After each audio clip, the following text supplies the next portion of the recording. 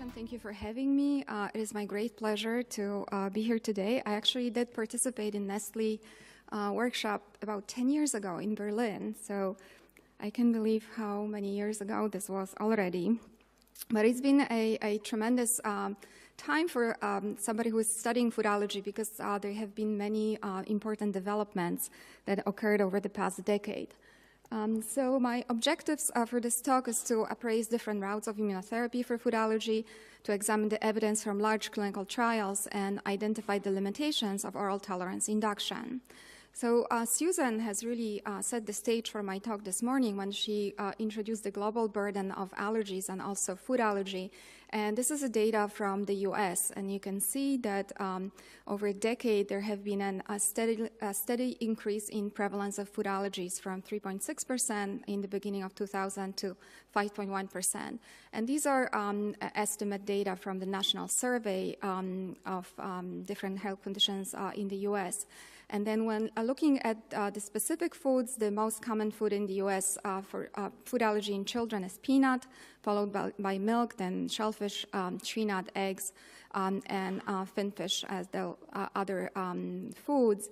And this is really a big deal for us. So 2%, or in studies from Australia, 3%. It means that it's a huge number of young children are currently presenting with peanut allergy. And unlike allergy to cow's milk or hen's egg, peanut allergy tends to be persistent and lifelong in over 80% of those who are affected. So we're now dealing with the potentially life-threatening and lifelong condition for which there is no treatment. This is data from the New York State for over 16 years, which shows the increasing anaphylaxis hospitalization in the first 2 decades of life. And I just want to turn your attention to this line, which represents anaphylactic admissions, and which steeply increased compared to other causes, allergic causes like angioedema or urticaria. But what's even more striking is that when we're looking at the anaphylaxis in particular, we see that there is a significant increase in the admissions from food-induced anaphylaxis, particularly in males. So there seems to be some gender predominance. And sadly, over that period of time, there were 4 deaths, and all of them were caused by food allergy. So this is just emphasizing that this is a serious condition. And the countries with so-called Western lifestyle, such as US, Canada, Australia, Western Europe, have been dealing with this problem of food allergy for the past couple of decades. However, it has become clear that there is going to be a similar problem, that their food allergy is catching up also with countries in Latin America, in Asia. There's some good data from, for instance, from China that there has been increasing prevalence of food allergy. In recognition of this increasing importance of food allergy, the World Allergy Organization announced the World Food Allergy Week in 2013. So how do we manage food allergy? So we would love to prevent it. An ounce of prevention is better than a pound of cure, as Benjamin Franklin said. But unfortunately, at this point, we don't really have an effective preventive strategy. So we have to manage the patients that we're seeing in our offices right now. So the state of the art right now is dietary avoidance to avoid exposures to the food. The second line is prompt recognition and treatment of acute allergic symptoms. Nutritional management is of very great importance because children have long-term consequences, as well as anticipatory guidance for school and social situations, etc. However, we have no disease-modifying treatment or curative treatment, and therefore this has been an area of intense research for over the past decade. And what I'm going to do today is to summarize or to present you the most exciting findings from the clinical trials of both of allergen-specific intervention. This talk will focus on the immunotherapy or immunomodulatory treatments, but I also want to point out that there are some strategies that are allergen non-specific, and there's data available for use anti-IG in peanut allergy, some data for probiotics, as well as Chinese herbs. So the allergen-specific immunotherapy could be done with native food proteins, and there is most data regarding the immunotherapy with native food proteins regarding oral immunotherapy with milk, egg, and peanuts. So those are the three top most common food allergies in children, as well as sublingual immunotherapy and epicutaneous milk and peanut immunotherapy. For the modified food proteins, we have data on extensively heated milk and egg diet, which I'll include in the immunotherapy because there is evidence that there is immunomodulation occurring with the dietary introduction of those foods, as well as safety data that has been published for the recombinant peanut vaccine that has been administered rectally.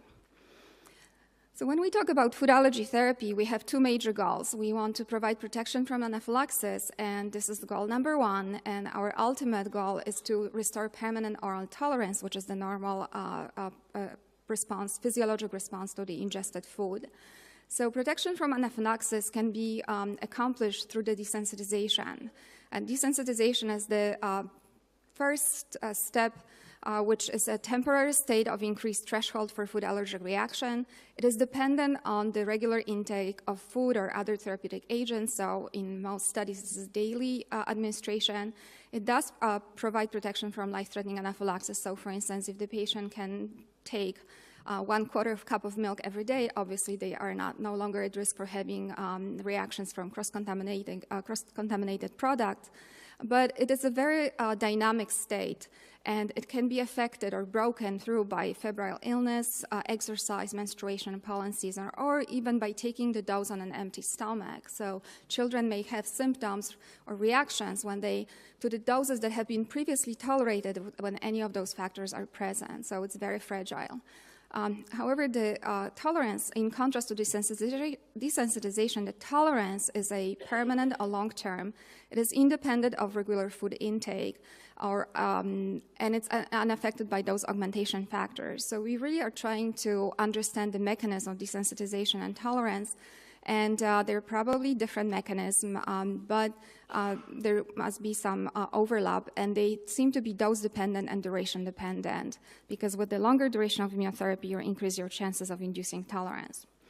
So what is our tolerance? It's a very powerful mechanism, physiologic mechanism that operates, is mediated by the gut-associated lymphoid tissue, and it results in a state of active unresponsiveness to the ingested allergens, and it could be obtained through T-cell deletion or anergy, but truly in this case of the food allergies immunotherapy, we believe that tolerance is being generated via induction of Tregs through the administration of the food on a regular basis.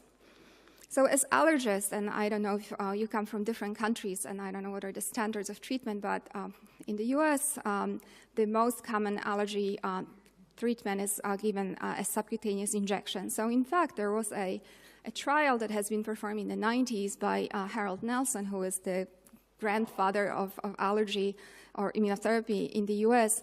And it was a proof of concept study in which 6 adults with peanut allergy have been given aqueous peanut extract shots, and their controls were 6 untreated adults with peanut allergy.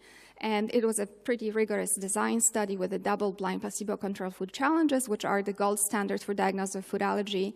Those challenges were done at baseline to confirm the diagnosis, at 1 month on maintenance, or after 6 weeks for untreated controls, and at 12 months for the treated patients. And what the study has shown is that there was incredibly high rate of systemic reactions, anaphylactic reactions. So during the rapid induction, was 23% of patients had systemic reactions, but even worse, which is in contrast to what we usually see with the aeroallergen immunotherapy, almost 40% during the maintenance therapy. So we no longer are increasing the doses. We're no longer building up. We're just continuing the same dose. So they are reported using multiple epinephrine doses in 17 of 103 systemic reactions. However, the study showed that the treated subjects those are individual subjects, and this is the results at baseline, and this is at 12 months challenge. So there was a significant increase in the amount of tolerated peanut during the challenge compared to no change in those control subjects. So it was a proof of concept study that showed that immunomodulation or immunotherapy for food allergy is possible. However, the safety was so concerning that this sort of shut the field for a very, very long time. And many efforts were directed towards generating hypoallergenic vaccines. However, in the meantime, the colleagues from Europe have sort of rediscovered the oral immunotherapy route. And it turns out that this is really not a new strategy. This is the first paper I found from 1908, which describes a desensitization in a teenage boy with severe anaphylactic egg allergy, and it was quite successful. So it's really the concept has been around, but it has been revived in the 90s in Europe, and then has been adopted in larger studies in the rest of the world. So just to make you familiar with the process, so there is a build-up phase, like with any allergy immunotherapy, where initially the patient, during the initial dose escalation, the patient comes to the hospital, and over one day is given every 15 to 20 minutes increasing doses of the food. And then the highest amount tolerated during that initial day is continued every day at home. And then every 2 weeks, the patient returns to the hospital where, under observation, gradually increasing doses are given. And until a certain predetermined maintenance dose has been achieved, and then there is the maintenance phase where the patient continues this amount every day at home. And then duration of the treatment varies. It depends on the study. This is not a standard treatment. And most studies last a year, sometimes 2 years. The longest study has been going on for close to 5 years. But currently, almost all protocols include the 2 challenges at the end of the treatment. So one is so-called desensitization challenge. It happens shortly while the patient continues to take their daily maintenance dose. It's called the desensitization challenge. But then there's sort of mandatory period of strict avoidance of the food in the diet. So we're trying to reproduce what might happen in real life. We know that people forget, they don't take their aspirin every day, and if you forget your aspirin for a couple of days in a row, this may not be a big deal, but if you are still allergic and you start skipping the days with peanut allergy, this may potentially have catastrophic consequences. So there is this tolerance food challenge that has been performed anywhere from 1 to 2 or 3 months after stopping the treatment. So I will show you, I'll discuss currently a couple of these large peanut or immunotherapy studies and just show you some of the details. So the largest study from the US was performed by Varshny et al. And it was a study in which children aged 1 to 16 with the immediate peanut allergy with the high peanut IG levels, but not those who had history of severe anaphylaxis. So the studies usually exclude the patients who have the most severe form of allergy for safety reasons. And those subjects underwent careful immunophenotyping at baseline, and then they were randomized to either receive the placebo or to receive the active treatment. And they were treated for 44 weeks. And the maintenance dose was 4 grams of peanut protein. So just to give you an idea, 4 grams of peanut protein is roughly an equivalent to 2 tablespoons of peanut butter, which for the US is the full serving. So they were given quite high amounts of the protein. And then they underwent the challenge at week 48 with the 5 gram of total peanut protein. So even though there's no baseline challenge, the active and placebo groups were not different in any of the characteristics, as you can see, except a potential slightly actually increased peanut IgE, higher peanut IgE in the actively treated group compared to the placebo-treated group. The safety was quite favorable in this study. However, on the initial escalation day, 2 out of 19 actively treated subjects received epinephrine, which is we use it as a marker of a more severe systemic reaction compared to none of the placebo-treated subjects. But then during build-up visits and home dosing, there's no severe reaction, and also no reactions during the 12-month oral food challenge to peanut. But for the placebo, it was different. None initially. However, during home dosing, there was one anaphylactic reaction to the placebo dosing. As well, there's 3 out of 9, so 33% had received epinephrine treatment during the follow-up challenge. And this is a comparison of the amount of the peanut tolerated at the end of the treatment of the 12 in the actively treated group and the amount tolerated by the placebo-treated subjects. So it's a significantly higher amount with all of the subjects in the treated group tolerating the full dose of peanut at post-treatment challenge. And there were multiple immune parameters that were associated with this phenomenon. So in the actively treated group, there was a decrease in the skin prick test. There was initially actually an increase in the peanut IgE and no change in the placebo-treated subjects. But you can see a nice increases in peanut IgG and peanut IgG4, which are associated with the tolerance and are called protective in this setting. There's also some evidence that peanut oral immunotherapy induces Tregs. So those are the cells that are operating in the oral tolerance. And you can see that in the placebo-treated subjects, there's no difference, but in the actively treated subjects, there was an increase in Tregs percent in those patients. So I mentioned that the studies have a different duration, and truly this is the most recent data that comes from the same group but a different cohort, which actually followed those patients for up to 4 years. So they were ingesting 4 grams of peanut every day for 5 years, or so we believe that they were eating it every day. And this is what happened. At the end of those 5 years, they were told to stop the treatment, and they stopped eating peanut for 1 month, and then underwent the oral food challenge with peanut. And you can see that these are the patients who are, after 1 month, there are patients who successfully tolerated the same amount of peanut, and then about half of them, and then half of them actually had reacted to the lower doses of peanut. So it's about 50% after 5 years of daily treatment with peanut. There's about 50% what we would call or referred to as tolerance, or maybe sustained unresponsiveness, which is a less sort of committed term.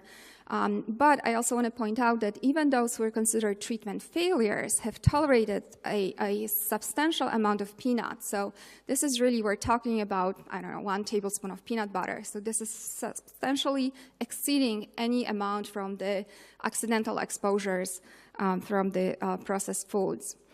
And when they looked at the patients who were successes versus the failures, as they referred to, the treatment successes were, from the beginning, had smaller skin prick tests at baseline as well as at the end of the oral immunotherapy. And when they look at the IgE levels, they noted that initially during the oral immunotherapy, there is a boosting of the IgE levels, which is not surprising. This is what we see with the subcutaneous allergen immunotherapy as well. But then as the treatment progressed, there's significant downregulation of the peanut IgE responses. And they were also looking again at the humoral predictors of sustained unresponsiveness or this treatment success.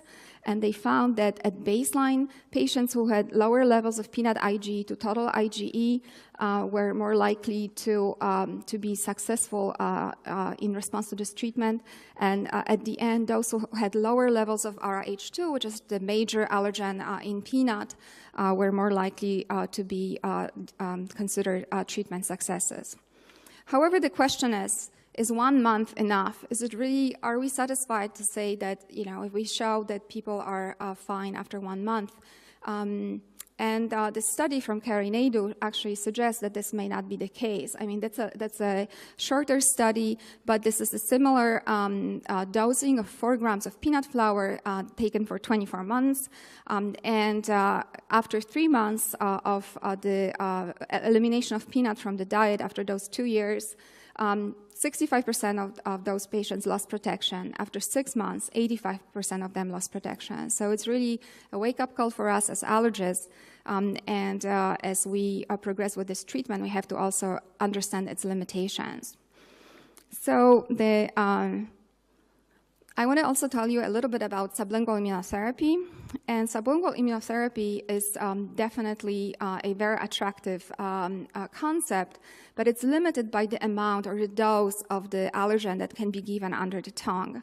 So the highest amount is about 7 milligrams as it's been used in this study. And this study is actually a very nicely designed study, which compared the induction with the sublingual immunotherapy to then continuing with the sublingual immunotherapy or continuing with the oral immunotherapy with the low dose or high dose as a maintenance. And then there was followed by a series of oral food challenges after the treatment. And this is the gist of the study. So this is a treatment with sublingual immunotherapy, which was the 7 milligrams was the maximum dose that was available through this delivery. Simply just more liquid cannot be retained under the tongue. And you can see that at the end of the treatment, many patients did not tolerate the challenge. And among those who did, there was a significant loss of protection after 1 week after stopping the treatment.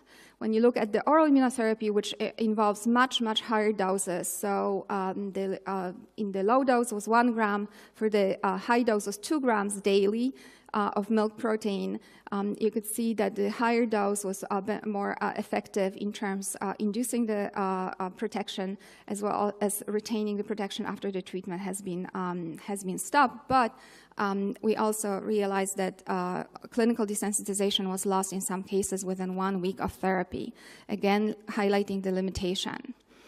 So how was the safety of milk oral immunotherapy? So adverse reactions are very common. But fortunately, most of them are quite mild, and they're either a local oropharyngeal itching, pruritus, lip swelling, or perioral hives. But many patients have mild gastrointestinal symptoms.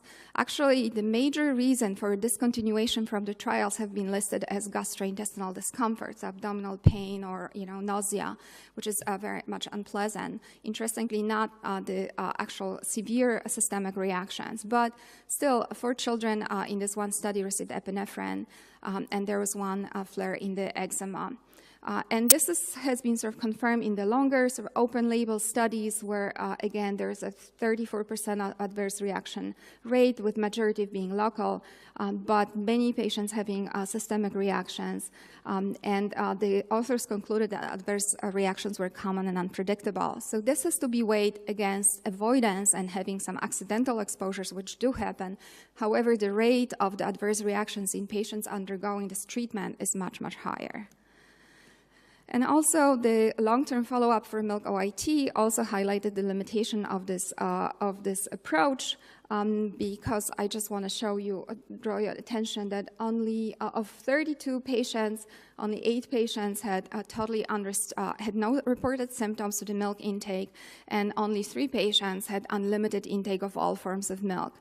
Most of them actually limited some either amount of the forms of milk in their diet, and 16% of those patients who underwent oral immunotherapy to milk were not consuming milk at all due to the adverse reactions they have experienced.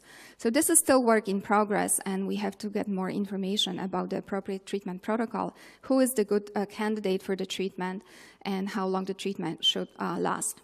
Another concern that should be highlighted when speaking about oral immunotherapy is with this high prevalence of gastrointestinal symptoms, the possibility of inducing inflammation, gastrointestinal inflammation. And this is a recent meta-analysis that looked at the eosinophilic esophagitis incidence among the patients treated with oral immunotherapy for food allergy.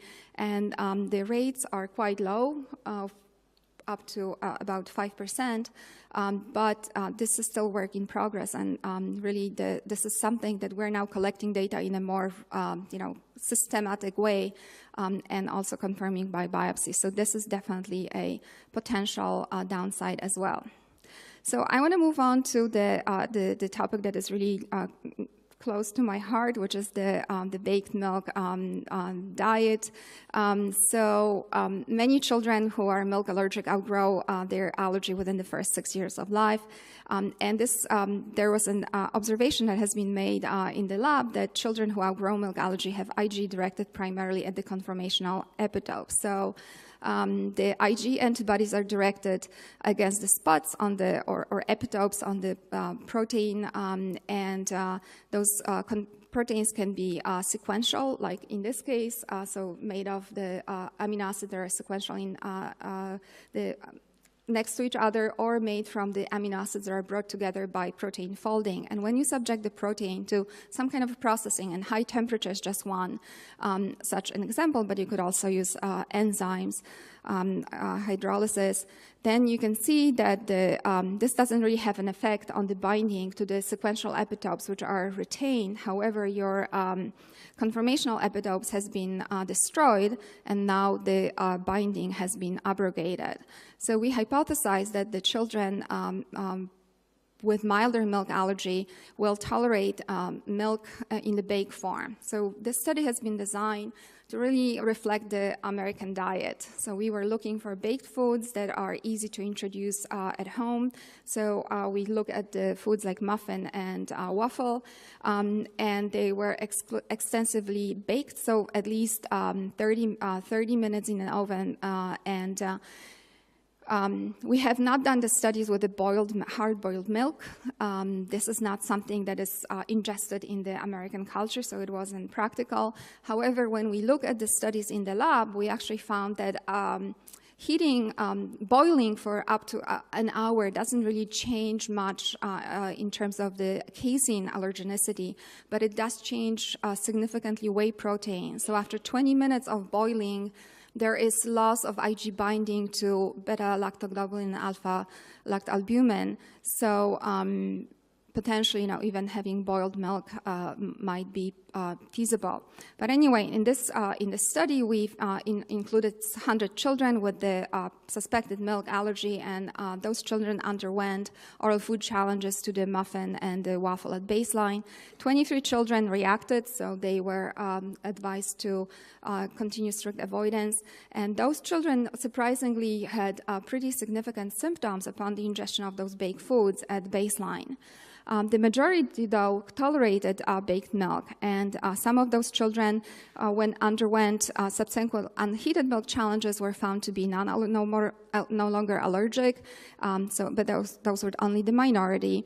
The majority did introduce the baked egg into the diet, and they were subsequently followed with multiple visits over a prolonged period of time. And among those children who tolerated baked milk, we had no, and then subsequently underwent unheated milk challenge. None of them were treated with epinephrine, so suggesting that reactivity to the baked milk is a marker of much more severe milk allergy.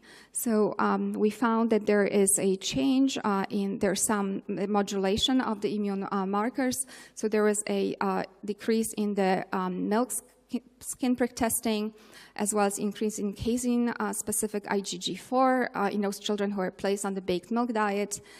There has been a change in the frequency of Tregs. So we measured those Tregs in the casein-specific Tregs in the peripheral blood, and we've noticed that children who were heated milk tolerant had higher percentages of Tregs in their blood than children who were either outgrew their allergy or they were still allergic. However, when we introduced baked milk to the diet, we saw that actually the percentages decreased, and we hypothesized that it was because those cells actually migrated to the gut mucosal membranes, to the site of the allergen contact. So the follow-up study that has been done, we followed those children for 5 years. We have retained 88 subjects, and what we found that among those children who initially reacted to the baked milk, only 9% of them developed unheated milk tolerance. However, 5 of them passed subsequent baked milk challenges. Of those who passed initial baked milk challenges, 60% developed unheated milk tolerance. In comparison, we had a group of children who had milk allergy who fulfilled all of the inclusion-exclusion criteria, but were just followed as an observational group. Only 22% of them developed unheated milk tolerance. So when we look at the actively treated patients who introduced baked milk versus the comparison group, we saw that this has been a higher percentage of tolerance acquisition among those in the baked milk diet. But however, this was unexpected to us, that we see this huge disparity among the children who were heated milk, baked milk reactive versus those who were baked milk tolerant. Taken together with the fact that the children with who reacted to the baked milk had more severe reactions during the challenges, we think that this is really saying us that baked milk reactivity is a marker of more severe and more persistent milk allergy. And this is just the last slide of this. This is really, really long follow-up. This is 83 months of median follow-up, so over 8 years. And we, not surprisingly, but really we're finding that those children who are baked milk reactive, only 9% became unheated milk tolerant, 80% remain baked milk reactive. So this is really a group that should be targeted for future studies. Among those who passed initial baked milk challenge, we found that 9% reverted to avoiding all milk, 19% remained baked milk tolerant, and 72% became unheated milk tolerant. And then we have a number of conditions like exercise-induced anaphylaxis, milk-dependent, or some patients who had mild intermittent oral symptoms. However, interestingly, we also follow up 7 subjects with the who passed unheated milk challenge, and 1% avoided all milk because they developed milk-dependent exercise-induced anaphylaxis. So there are some conditions that happen as a part of this of natural history in children with milk allergy that are not necessarily related to the intervention, and therefore having appropriate controls is important. So this is just to summarize that we have different phenotypes of milk allergy, and those who are reactive to baked milk, which is a minority. It's only 20%. Those are the children have to strictly avoid, that have to be really, very careful. They have more severe reactions. Those are the patients who will react to the trace amount for cross-contamination, and they are really the target for future interventions, as opposed to those who have who are baked milk tolerant, which represent the majority of the children. They have excellent chances of outgrowing milk allergy. They have milder reactions. And it seems that, by introducing baked milk products, we are driving some immunomodulatory changes similar to oral immunotherapy.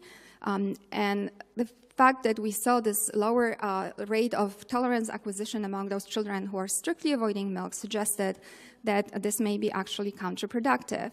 And in fact, this is just a side-by-side comparison, the baked milk versus baked milk reactive versus milk oral immunotherapy. So this sort of favors children who are in the baked milk diet group, but children who are baked milk reactive are definitely worse off than those who are undergoing immunotherapy. So this is a work in progress and has to be continued. So what are the overall success rates? So we have about 10 to 20% who are failing to desensitize during the build-up phase. We have about 10 to 20% of the patients who can be desensitized but fail to reach the full maintenance dose. And then about 10 to 25% of those who have been treated with the maintenance doses but then have failed the challenges. About 15 to 50% have no reactivity during the challenge of therapy, so to determine the sustained unresponsiveness or tolerance. So the last part of my talk I want to tell you very briefly, I'm finishing up soon, is epicutaneous immunotherapy. This is I'll not go into detail into this slide, but just to tell you again, this is not a new concept. It started in India, actually, 1,000 years before Christ, was the first delivery of epicutaneous vaccination against smallpox. So delivery of the antigens through the skin has been utilized for immunologic purposes for a long time.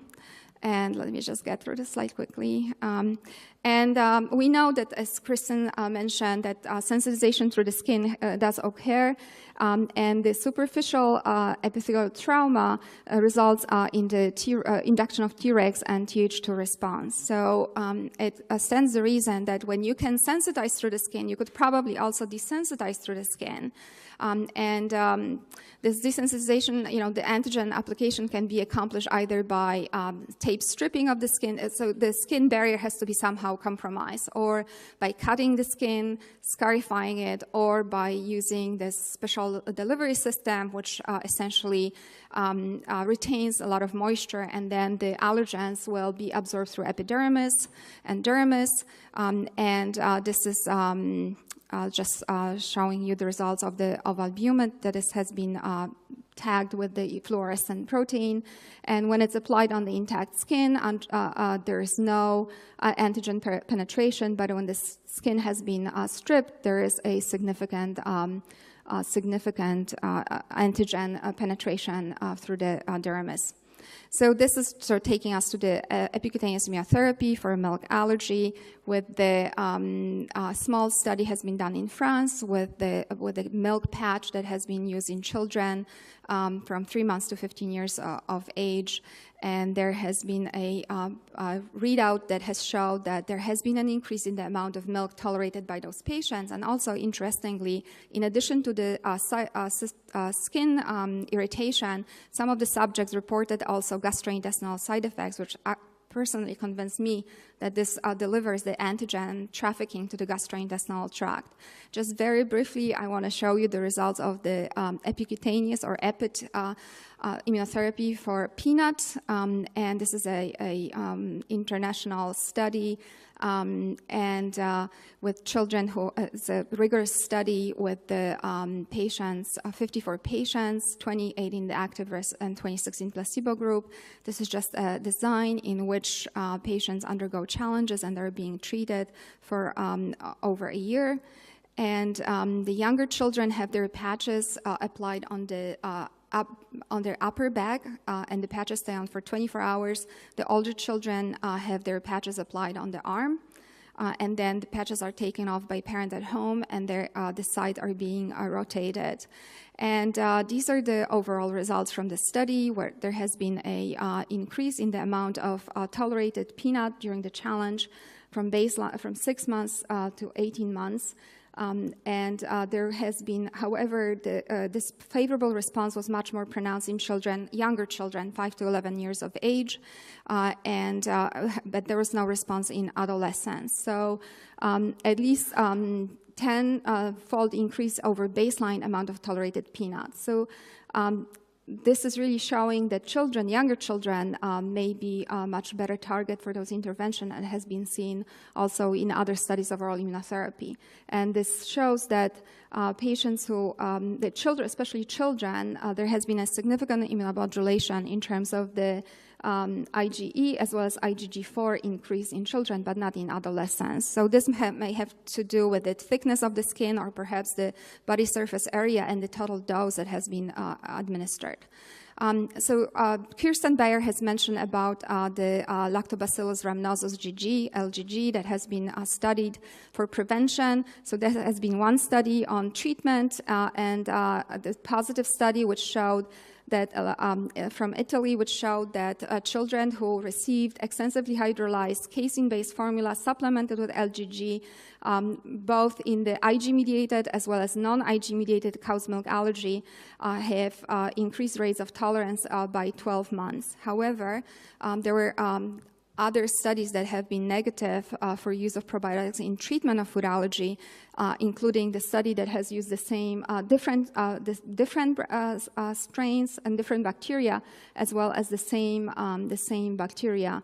This time it was used in food protein-induced allergic proctocolitis. So in summary, the current therapies can be used in a form of the denatured milk and egg, because also heating has the same effect on egg. They're safe and effective for 75% to 80% of milk and egg allergic patients. And we still are looking to determine how common eosinophilic esophagitis is. Oral immunotherapy has high rate of adverse reactions. However, we know that at least 75 to 80% become desensitized initially, and then we have also concerns about EOE. I didn't have the time to talk to you, but there are studies that show that using anti-IgE as a pretreatment may improve safety. Sublingual immunotherapy is safe compared to oral immunotherapy, much more favorable profile, but it has marginal desensitization. And epicutaneous immunotherapy is also safe, but there's a low level of desensitization.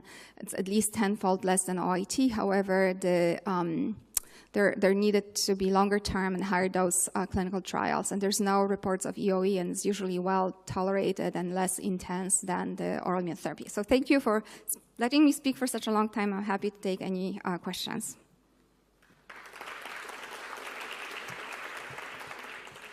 Thank you. First question. Hi, Anna. Thank you very much for a very interesting presentation. My name is Sergei Ukraintsov. I'm from Russia.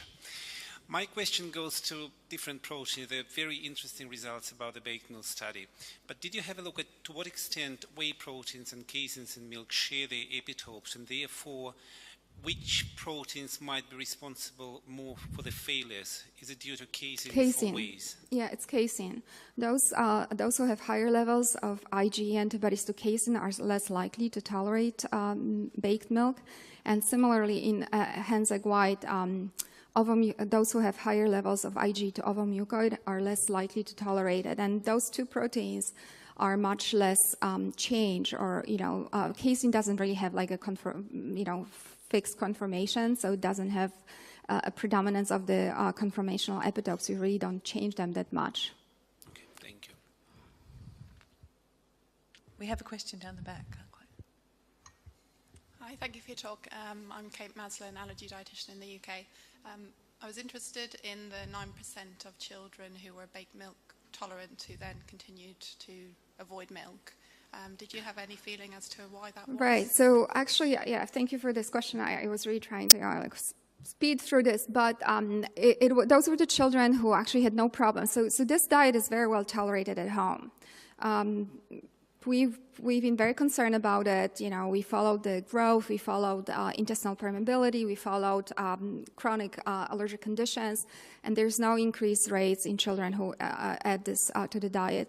Sometimes when they underbake, if they don't bake it as well, they may have mild symptoms from the, like oral itching or maybe some abdominal pain, but that's pretty much it. Those kids were the children who actually came back for the subsequent challenges. As a part of the study, we started introducing pizza, which is like a staple of American diet, and we were sort of trying to push the envelope. And some of the kids who tolerate muffin actually react to pizza. And when they had reactions to pizza, they had, some of them had anaphylactic reactions, and they really sort of pulled back. So it was as a result of the subsequent challenge, not a result of any complications at home. So it's really a reasonable approach. Karina, any other questions? I want to ask that question the other way around. When the children outgrow their peanut allergy, they don't continue to eat peanut. We know that some of them actually develop a peanut allergy again.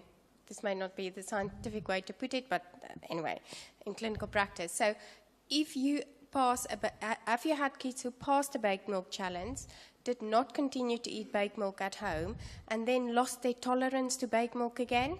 So they then reacted subsequently to a muffin again, even though they passed the challenge 6 months before?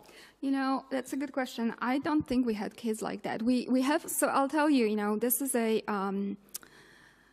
Not everybody does well with this diet, sort of, psychologically. There are some people who do much better when they have white and black, black and white, so yes or no.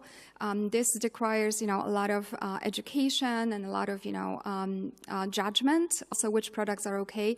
So we have some people who just couldn't do this, or they were just too intimidated, or end up using the products that were not baked enough, so they're having some mild symptoms. But we didn't really have anybody who passed and then refused to eat it and then had reactions. No, it seems like, Karina, this is really like when children start tolerating. This is a sort of continuum. So children will become tolerant to baked milk as they get older, and then they sort of start outgrowing their allergy, but they're still not there yet. So it's a process. So yes, we're helping them to. It sounds like we are helping them by adding the food to the diet to maybe accelerate the process. But I don't have the evidence that not doing this will, make them more allergic.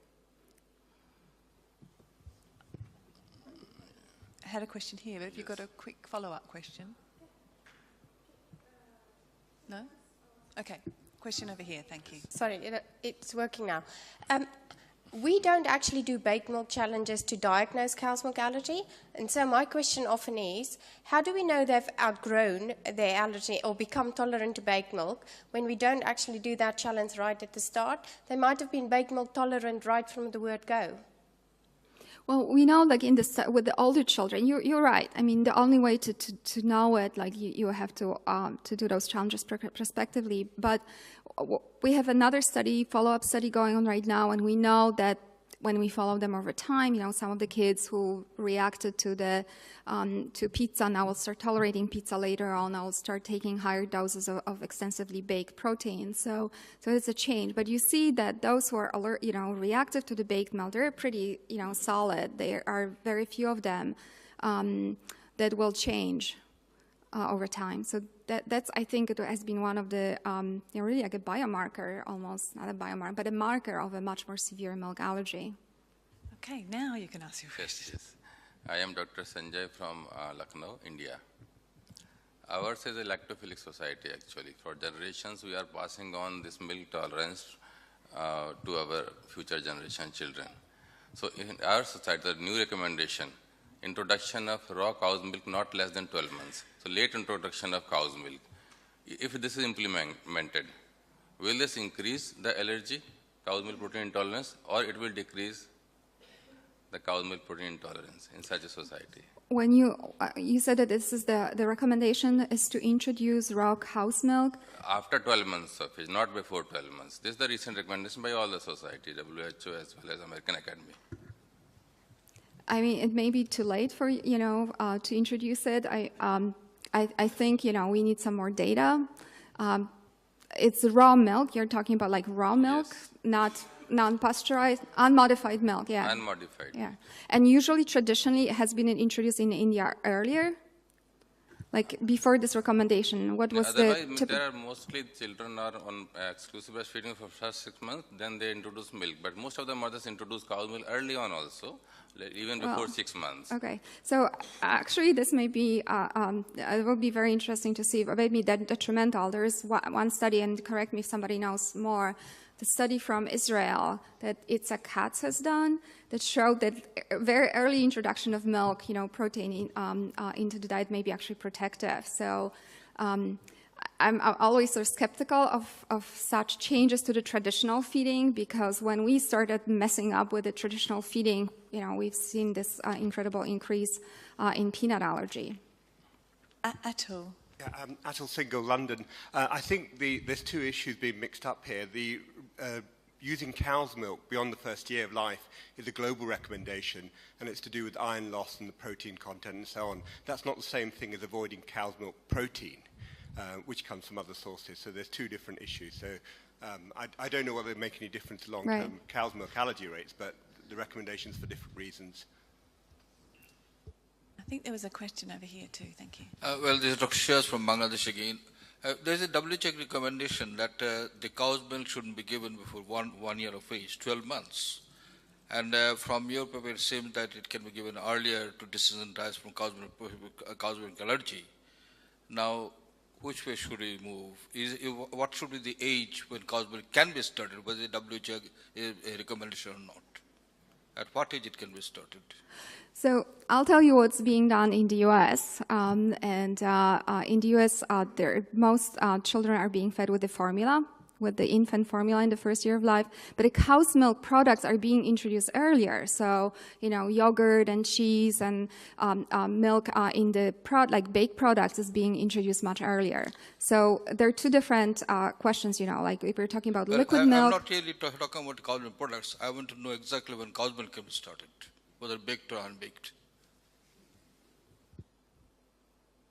Well, it can be used as part of weaning foods. It's a normal food. It just shouldn't be the main drinking milk. I think that's fairly clear. The cow's milk osmolality is 300 milliosmoles, and breast milk is 90 milliosmoles. It's highly concentrated. And should it be introduced earlier? There is a lot of complications also.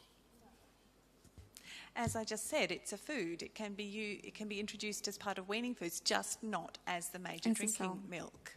So that's quite a different matter. It's not contradictory. I don't know if any of the nutritionists in the audience want to make that even clearer, but no? Okay. Yeah, I think it's like Atul said, the issue with no cow's milk till 6 months or 1 year is no cow's milk as a drink. But it is allowed in cooking and baking. And so what Anna is doing is she's giving cow's milk in muffins and as cheese on pizza, which is even in line with the WHO recommendations. We're not suggesting cow's milk as it comes in a bottle as a drink until they're a year old. I think that's the issue that Atul raised as well. Absolutely. I think that point's been made fairly clear now. Is everybody quite clear on that? One last question. You said you will use intolerance to baked milk as a distinction between a severe form of cow's milk protein allergy, which might outlast the 3-4 years, which other children tend to recover.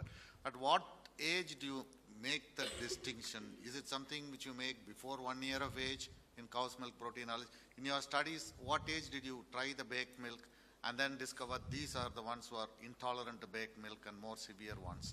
Well, so in our studies, we aim to include children 2 years and older, but in fact, median age was around 4 years. So we didn't really have the very, very tiny babies just for the logistic reasons. So, but I would assert that those who were baked milk reactive at age 2 or 3 will be also baked milk reactive when they are, 6 months or 10, or a year.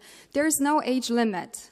Just to answer your questions, to try to introduce the baked products, it sort of depends on the patients and the situation. So certainly, we would consider it in the 12-month-old, and older, or also even younger. Thank you very much. Cow's milk protein allergy clears off by 3 to 4 years. Very few actually extend into 4th year or 5th year. Well, so that's those are the differences that there are between, among the countries. The cow's milk allergy in India will have a different natural course than cow's milk allergy in the US or UK. We actually see that a lot of kids retain, especially those who have very high IgE levels, they retain their allergy into teenagers or even adulthood.